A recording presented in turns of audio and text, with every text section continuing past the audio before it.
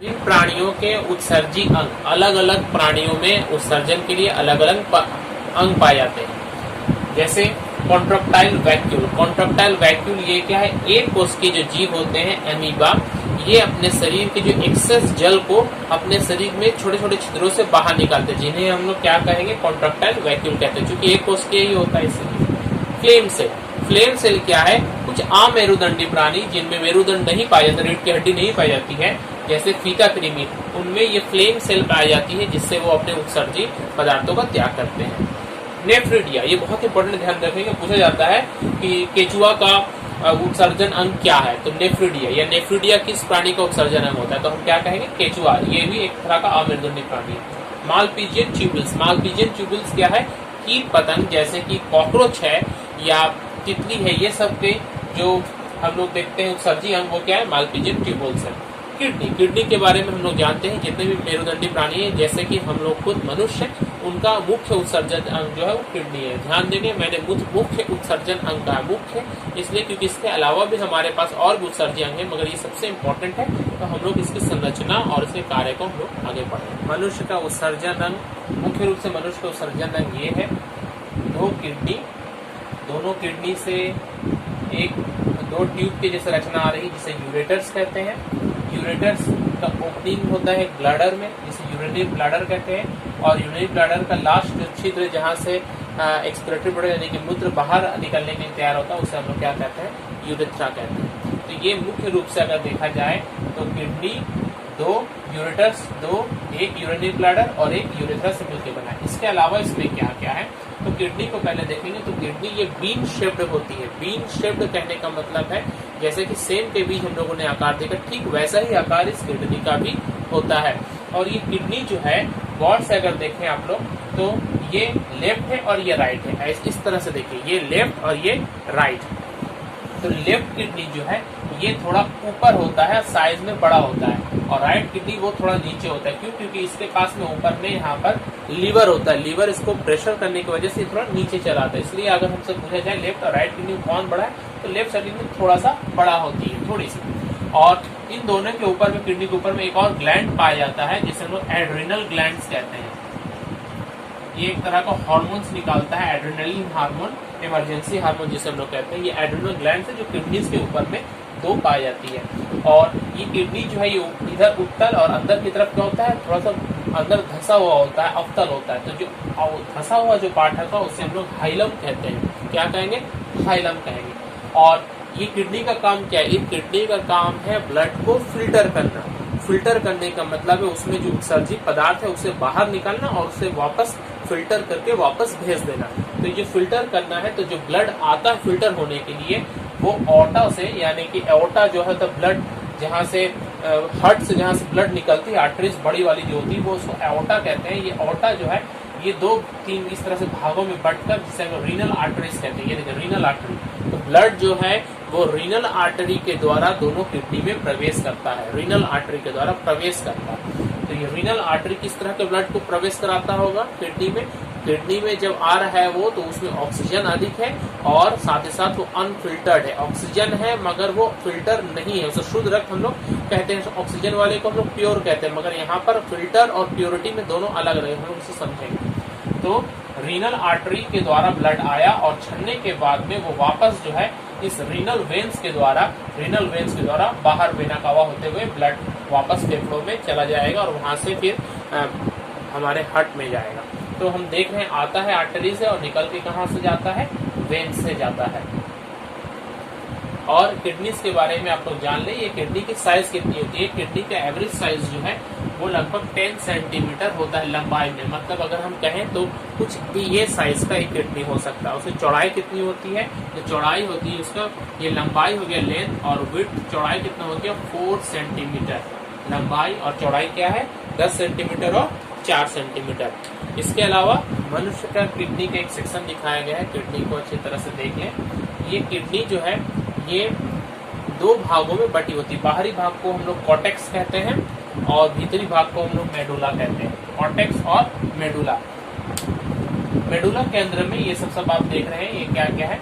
तो सबसे पहले देखिए पिरामिड के आकार का ये तिकोना रूप में होता है जिसे हम लोग रीनल पिरामिड कहते हैं। रीनल शब्द जो है ये किडनी के लिए आता है, जहाँ कहीं भी रीनल वर्ड आपको दिखे समझ जाए कि वो किडनी से रिलेटेड है। और इन दोनों पिरामिड से देखिए पतला पतला जगह तो बहुत गैप करके दिखाया गया ताकि आपको क्लियर समझ में आए, मगर ये दोनों जो है बहुत नजदीक होते हैं। पतला कॉलम जैसे नली के जैसे यहाँ पर पीछे बना होता है, जिसे हम कॉलम ऑफ बर्तीनी भी कहते हैं। और बीच के जो खाली स्थान यहाँ पर दिख रहा है इसे हम लोग क्या कहेंगे, पेल्विस कहेंगे।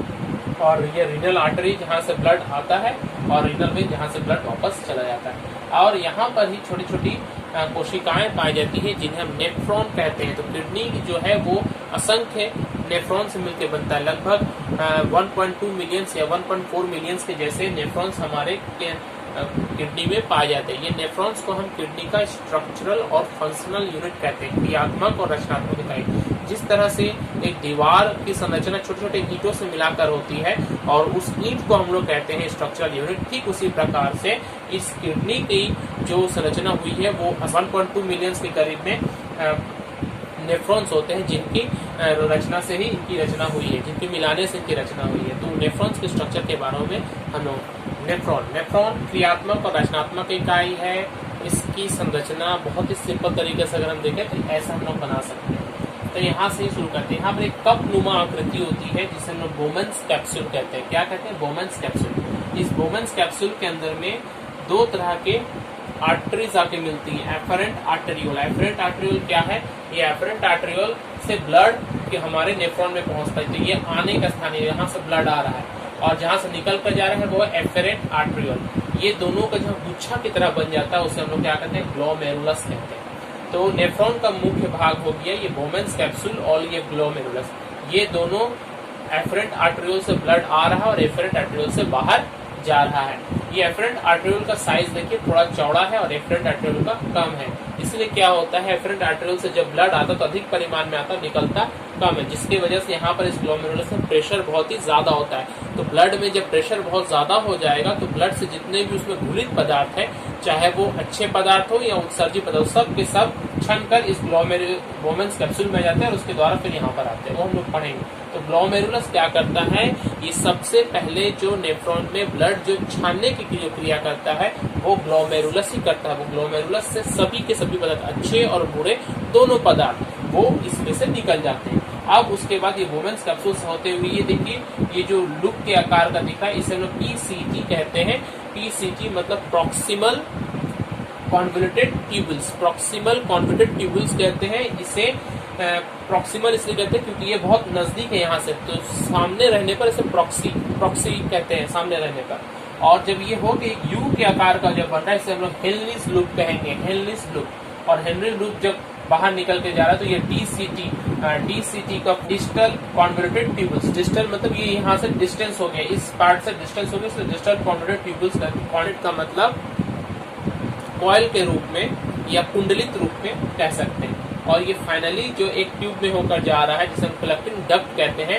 इस कलेक्टिंग डक्ट से होते हुए पेल्विस में आपने संरचना देखा है किडनी का, उसमें जो पेल्विस होता है बीच का भाग, उस बीच के भाग में ये आ जाती है और वहां से वो यूरेटर के द्वारा यूरिनरी ब्लैडर में हमारा जो मूत्र होता है वो चला जाता है। तो इसका ये पूरा है नेफ्रॉन। तो नेफ्रॉन के फंक्शंस को हम लोग 3 भागों में बांट लेंगे। तो वो 3 भाग क्या क्या है, नेफ्रॉन के कार्य देख लें।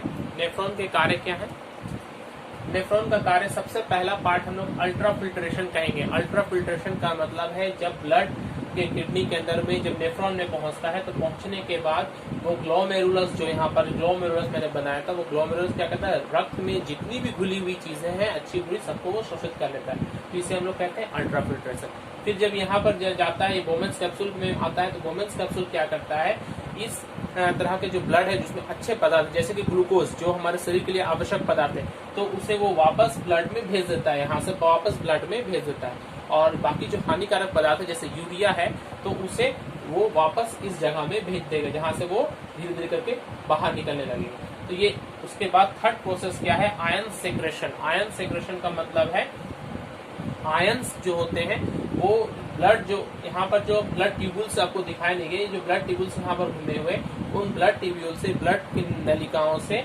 आयन उचित मात्रा में जैसे कि सोडियम या पोटेशियम, ये आयन जो है इस क्षनित ब्लड के साथ में मिल जाएगा। क्षनित ब्लड के साथ मिलकर पीएच का मान जो है संतुलित रखेगा और वही मूत्र के रूप में यहाँ से वो बाहर निकलने लगेगा।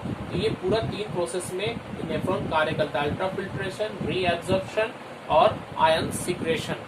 तो अगर हमसे पूछे जाए किडनी का मुख्य कार्य क्या है, तो हम किडनी का मुख्य 2 कार्य है खास करके बतलाएंगे। सबसे पहला है रक्त को छानना और दूसरा है आवश्यक पदार्थों का शोषण भी करना। तो यहाँ पर रीएब्जॉर्प्शन भी आप लोगों ने देखा। यूरिन के बारे में पढ़ लेते हैं हम लोग। यूरिन, हमारे यूरिन में मुख्य भाग जो वो जल होता है लगभग 96%, और उसमें सिर्फ 2% ही यूरिया जो हानिकारक पदार्थ है वो घुले होती है, और इसके अलावा कुछ और भी ठोस पदार्थ वो घुले रह सकते हैं। इसका रंग क्या है? रंग है पीला।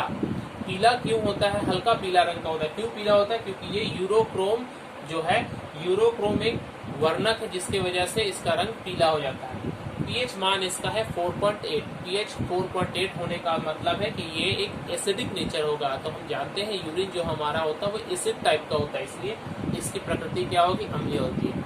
एक स्वस्थ मनुष्य दिन भर में 24 घंटे में लगभग 1.5 लीटर यूरिन उत्पन्न कर सकता है। हमारे शरीर में किडनी के अलावा भी कुछ उत्सर्जी अंग है, जैसा लंग्स यानी कि फेफड़े, लीवर और स्किन। ये जो लंग्स है, लंग्स जो कार्बन डाइऑक्साइड का बाहर निकालता है, एक्सकर्शन करता है, इसलिए इसे हम लोग उत्सर्जन अंग भी कह सकते हैं। इस तरह के जो उत्सर्जन होता है उसे हम लोग क्या कहते हैं? पल्मोनरी। लंग्स से रिलेटेड जो भी शब्द होता है उसे हम लोग पल्मोनरी कहते हैं। पल्मोनरी एक्सक्रेशन कहा जाएगा।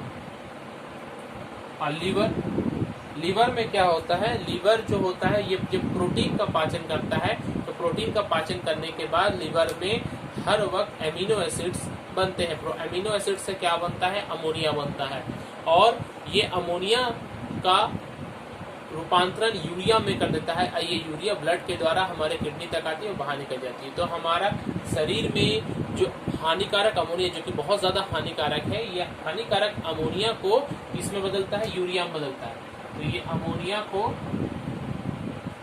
यूरिया में बदल देता है। तो इस तरह का जो होता है वो लीवर के द्वारा उसे हेपाटिक एक्सक्रेशन करते हैं। शब्द हेपाटाइटिस का आपने नाम सुना है। हेपा शब्द का वर्ड जो होता है वो लीवर के लिए होता है, जिसे हम लोग हेपाटिक एक्सक्रेशन कहेंगे। अगर एग्जाम में आया कि हेपाटिक एक्सक्रेशन क्या है, तो लीवर के द्वारा जो उत्सर्जन होता है उसे हेपाटिक एक्सक्रेशन कहते हैं। इसमें अमोनिया यूरिया में कन्वर्ट होता है। स्किन के द्वारा जो होता है, स्किन के द्वारा स्किन से पसीना जो निकलता है वो भी एक तरह का एक्सक्रेशन है। तो पसीना का निकलना, पसीने में घुलित CO2 होती है और हानिकारक यूरिया भी होती है, ये बाहर निकलती है। इस तरह का जो होता है उसे लोग क्यूटेनियस एक्सक्रेशन कहेंगे। लंग्स के द्वारा होने वाला पल्मोनरी, लीवर के द्वारा होने वाला हेपाटिक, और स्किन के द्वारा होने वाला क्या कहते हैं? क्यूटेनियस। स्किन से क्या क्या निकलता है? CO2 निकलता है और यूरिया निकलता है। किस माध्यम से निकलता है? और जल तो ऑब्वियसली जल तो निकलेगा ही। जल अधिक परिमाण में एक्सेस जो जल होता है वो स्किन से निकलता है। ये पसीने के थ्रू निकलता है, पसीने के थ्रू।